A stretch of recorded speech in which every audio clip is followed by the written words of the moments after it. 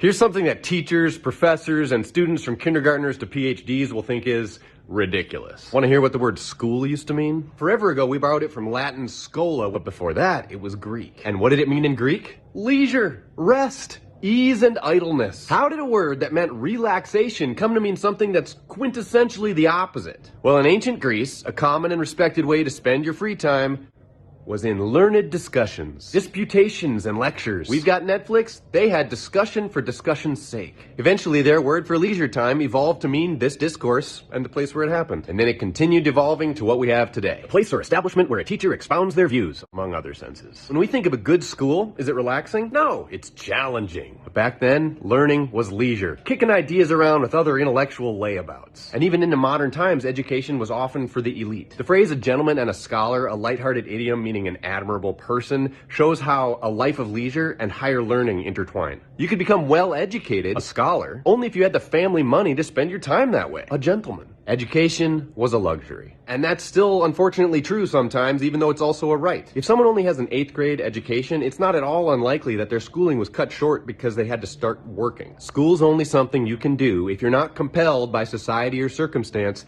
to work every waking hour. And in that sense, it's still leisure. Except for teachers. Anyway, thanks for watching. Thanks for teaching. Come along if you feel like it. Stay in school.